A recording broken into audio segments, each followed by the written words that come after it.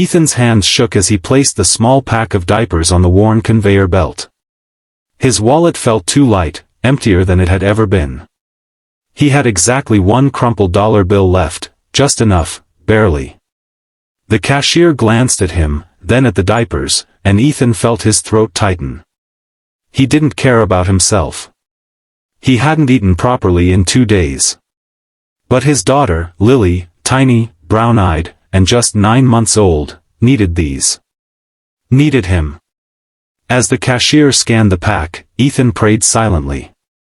He prayed the register wouldn't add tax he hadn't calculated, prayed he wouldn't have to face the humiliation of putting them back. Behind him in line, a man in a sharp gray suit cleared his throat. He was tall, well-kept, the kind of man who didn't look at price tags.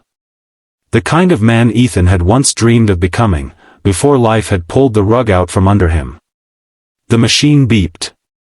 The diapers were a few cents over. Ethan's face burned. He reached into his pocket, searching for coins, but came up empty. I think I have to put them back, he muttered, swallowing hard. I'm sorry. That's when the man in the suit stepped forward. His voice was calm, but it carried weight. I'll take them all, he said. The cashier blinked. Sir? The man pointed at the shelf behind Ethan. Every pack of those diapers. Put them on my bill. Ethan turned, stunned. You don't have to do that. The man gave him a look, firm, but kind. I know I don't. But I want to. The cashier began ringing up box after box, filling bags until Ethan's eyes blurred with tears. He tried to protest again, but the man just shook his head. Take care of your little girl. That's your only job right now. Ethan's knees nearly buckled from the weight of gratitude. Why would you do this for me? For a moment, something flickered in the stranger's eyes. A shadow, maybe even pain. Then he spoke, softer this time. Because I once stood where you're standing now. Ethan froze. The man went on. 15 years ago, I was broke, hungry, and standing in a store with a baby in my arms. My wife had just left. I didn't have diapers either. Someone stepped in for me that day. A stranger, just like this. I swore if I ever made it out, I'd pay it forward. The man's voice cracked at the edges, and Ethan realized, this wasn't just kindness. This was memory. This was healing. Ethan's tears fell freely now, and for once, he didn't care who saw. I don't know how to thank you. The man smiled faintly. Don't thank me. Thank the person who helped me all those years ago. And one day, when you can, do the same for someone else. As Ethan loaded the bags into his cart, his daughter gurgled from her stroller, reaching her tiny hand toward the stranger. The man leaned down, let her grip his finger, and whispered so softly only she might hear. You'll never know how much you just gave back to me. Ethan watched him leave, disappearing into the busy parking lot like any ordinary man. But Ethan knew, he wasn't ordinary. He was proof that kindness echoes, that even in the darkest moments, humanity finds a way to shine through.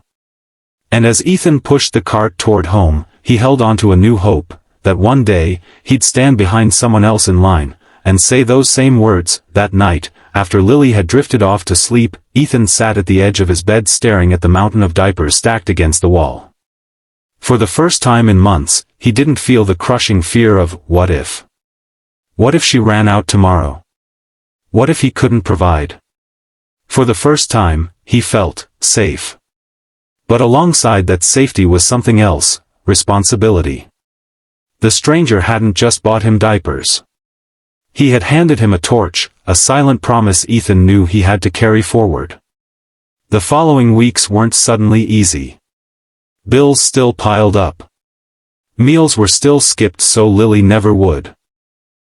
But every time Ethan felt the weight of despair, he remembered the man's voice, take care of your little girl. That's your only job right now. And slowly, opportunities began to appear. A neighbor offered him part-time work fixing cars. Then a customer from that garage mentioned a warehouse job that needed someone reliable. Each small step built on the last, and though life was far from perfect, Ethan began to see a road forward. Months later, while waiting in line at a discount store, Ethan noticed a young mother ahead of him. Her hands trembled as she counted change for a can of formula, her cheeks red with shame as she realized she was short. Ethan's chest tightened. He knew that feeling too well. Without hesitation, he stepped up. "I'll take it," he said firmly, placing a hand on the counter. The woman spun around, startled. "No, you don't have to." Ethan met her eyes, steady and kind. "I know I don't. But I want to." As the cashier bagged the formula, Ethan felt something powerful stir inside him, something larger than charity. It was the same torch passed to him months ago, now burning bright in his own hands. When he handed the bag to the young mother, her tearful "thank you" wasn't just gratitude. It was proof. Proof that kindness doesn't end, it multiplies. And as Ethan walked out into the cool night air, he smiled to himself, whispering the words that had changed his life forever.